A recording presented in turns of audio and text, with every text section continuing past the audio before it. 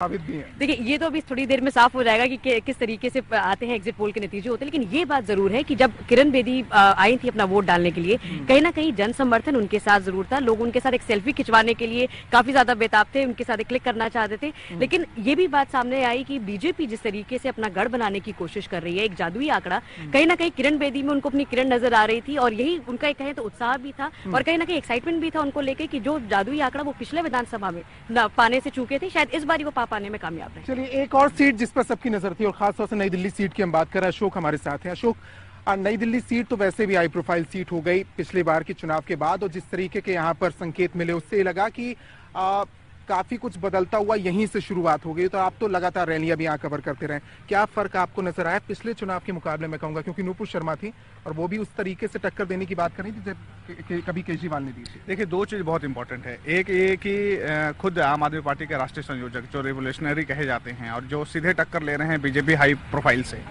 वो मैदान में है। और उनके टक्कर का ये माना जाता है कि ना ही नुपुर शर्मा है और ना ही किरण वालिया, इसलिए कि नुपुर शर्मा इससे पहले ना ही कोई ब्रांड चेहरा बनी है बीजेपी की, ना ही इससे पहले कहीं मेन लड़ाई में वो नजर आई हैं किसी भी मतलब बीजेपी के मंच पे, और अचानक उसको पेश किया गया है। और किरण वालिया चूंकि कांग्रेस की हैं, तो कांग्रेस कहीं है नहीं चुनाव में इस बार, ऐसा आंका जा रहा है। और एंटी माहौल तैयार हुआ है कांग्रेस के खिलाफ। लेकिन रही बात वोटरों की, तो ये लुटियंस का इलाका है। यहाँ पर जो सुबह सुबह भीड़ आई है, वो भीड़ ही आकलन, वो भीड़ ही परसेंटेज के हैं। अगर अभी आप जाएं, क्योंकि 6 बज गया है, इससे थोड़ी देर पहले एकदम सन्नाटा पसरा हुआ था, कोई इंसान नहीं था वहां पे। मैं नॉर्थ एवेन्यू की बात करूं कि वहां पे पार्टी का दफ्तर भी, हम लोग लगातार एक बूथ पे थे। 480 वोटर्स हैं सिर्फ, लेकिन वहां पे वोट पड़े हैं 270। तो आप समझ सकते हैं कि रेस्ट जो है वो वोट डालने आए नहीं, या तो हो नहीं सकते हैं, क्योंकि नॉर्थ एवेन्यू सांसदों का कोठियां हैं, वहां पे लोग रहते हैं, उनके पास होता तो है लेकिन वो मोस्टली बाहर रहते हैं। तो ये एक बड़ा चौंकाने वाली बात है कि बाकी लोग आए नहीं करने के लिए वोट। चलिए, एक सुधाकर हमारे साथ हैं, लक्ष्मीनगर सीट आपने कवर की है। सुधाकर, क्या वजह है? क्योंकि हमारे दोनों सहयोगी बता रहे हैं कि खासतौर से मुकाबला बीजेपी और आम आदमी पार्टी के बीच हो गया। इस चुनाव में तो कांग्रेस नाराज नजर आई। लक्ष्मीनगर एक सीट ऐसी है जो कांग्रेस के लिए पहचान के तौर पर रही है, हालांकि पिछली बार बिन्नी ने बहुत सरप्राइज किया था वहां पर। इस बार क्या नजर आया आपको? इस बार दरअसल लड़ाई जो है वो AK वालिया, उसके बहुत पुराने नेता हैं, कांग्रेस के मिनिस्टर रह चुके हैं, बहुत लंबे समय से ये सीट कांग्रेस के पास रही। पिछली बार वो हारे हैं। इस बार लड़ाई इसलिए थोड़ी सी रोचक हो गई है कि MCD की स्टैंडिंग कमेटी के चेयरमैन है बीबी त्यागी, जिसको भाजपा ने उतारा है। उनकी स्थिति मजबूत इसलिए भी मानी जाती है कि वो चूंकि स्टैंडिंग कमेटी के चेयरमैन है, निगम के पास डेवलपमेंट के तमाम सारे काम होते हैं, उन्होंने उन इलाकों में कुछ काम किया है। लेकिन सबसे महत्वपूर्ण बात यह है कि इस सीट पे ज्यादातर पॉपुलेशन जो है वो ईस्टर्न यूपी या पूरा यूपी कहें और बिहार के लोगों की, जो डोमिनेट करते हैं उस इलाके में। और ये दूसरे, बल्कि आप शब्दों में कहेंगे तो पूरा इलाका पिछड़ा भी बहुत माना जाता है डेवलपमेंट के मामले में। तो सवाल अब ये है कि जनता जो है उसका रुझान जो है वो बीजेपी की तरफ जाता है कि स्टैंडिंग कमेटी का चेयरमैन चूंकि मैदान में है, या फिर वो फिर से आपकी तरफ बढ़ता है। आपके कैंडिडेट के बारे में वो नए हैं, उस इलाके में रहते जरूर हैं लेकिन वो नए माने जाते हैं। तो लड़ाई जो है वो हम जो समझ पा रहे हैं, जो हमने थोड़ा बहुत देखा है वहां पे, वो बीबी त्यागी वर्सेज अनिल क्या कहते हैं डॉक्टर वालिया के बीच में ऐसा लगता है कि होगी। ये होगी भाई। प्रकाश, ये मैंने इसलिए भी लक्ष्मीनगर का जिक्र किया क्योंकि उसके बाद पड़पड़गंज का जिक्र जरूर आएगा। पड़पड़गंज वो सीट जहां पर लक्ष्मीनगर से लड़ने वाले प्रत्याशी अब पड़पड़गंज में और मनीष सिसोदिया वहां पर हैं। क्या ये फाइट वाकई बीजेपी और आम आदमी पार्टी के बीच है वहां पर, या कुछ सरप्राइज फैक्टर हो सकता है, कांग्रेस कुछ कर सकती है क्योंकि ये सीट कांग्रेस की पहचान रही है यहाँ पर? देखिए, लेकिन अगर आप 2013 के मुकाबले जो चुनाव हुए, 2013 से अभी के ये जो फासला रहा, उसमें काफी कुछ बदला है। 2013 में बदलाव के लिए वोट किया गया था आम आदमी पार्टी को, मनीष सिसोदिया ने यह सीट हासिल की थी। लेकिन अब बहुत कुछ बदल चुका है, गंगा जमुना में काफी पानी बह चुका है।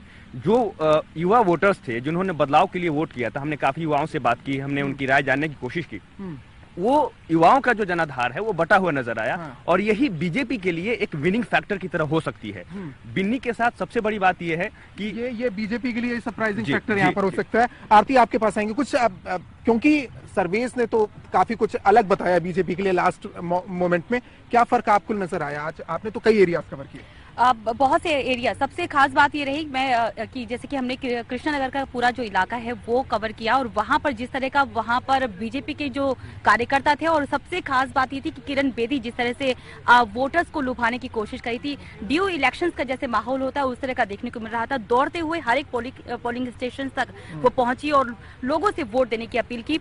एक बहुत बड़ी बात यह है कि यहाँ पर ना सिर्फ वो सीएम कैंडिडेट हैं बीजेपी पार्टी की तरफ से, बल्कि ये भी देखना होगा कि लगातार ये जो सीट है, हर्षवर्धन जो इससे पहले इलेक्शन लड़ते रहे हैं, जीते भी हैं, तो क्या बीजेपी इसे बचा पाती है। हालांकि अगर रुझान की बात करें तो कहीं ना कहीं संकेत ये है कि एक बहुत ही अच्छी फाइट होगी। बिल्कुल यहाँ से सीट, हालांकि उम्मीद यही की जा रही है कि बीजेपी पार्टी यहां से निकालेगी, लेकिन कांग्रेस के जो कैंडिडेट हैं बंसी लाल, उनसे एक टफ फाइट जरूर मिलेगी। कांग्रेस की एक और टफ फाइट की हम बात कर रहे हैं तो ये समझाना जरूरी है कि कई सीट ऐसी हैं जहां पर कांग्रेस टफ फाइट की हम बात कर रहे हैं। और आपने तो कवर भी किया राकेश, मंगोलपुरी में आपको क्या नजर आया, क्योंकि कांग्रेस को आप बिल्कुल नकार नहीं सकते, कुछ सीट तो ऐसी है जहां पर कुछ ना कुछ सरप्राइज करेगी। क्या मंगोलपुरी वो सीट है?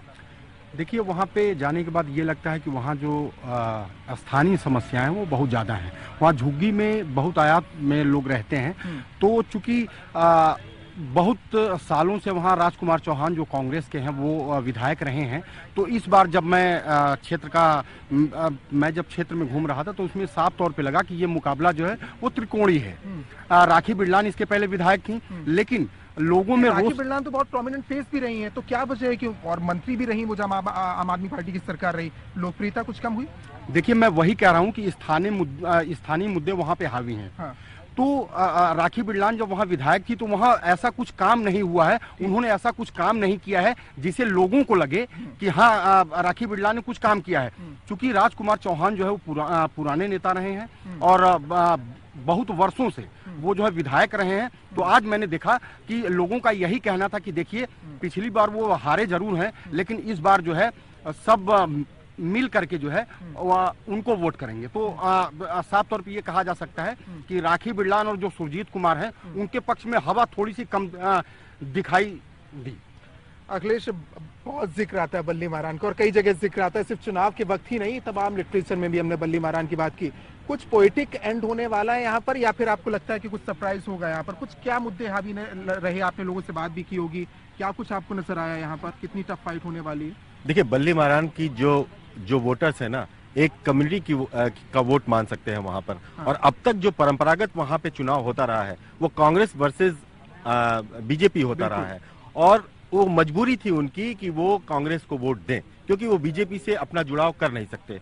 इसलिए कांग्रेस का कोई भी कैंडिडेट जो था वो आसानी से जीतता था और हारून यूसुफ की जीत आसानी से हो जाती थी। लेकिन पिछला ट्रेंड अगर देखा जाए, जब आम आदमी पार्टी की एंट्री होती है तो हारून यूसुफ 7वें से 8वें राउंड में जाकर लीड करते हैं।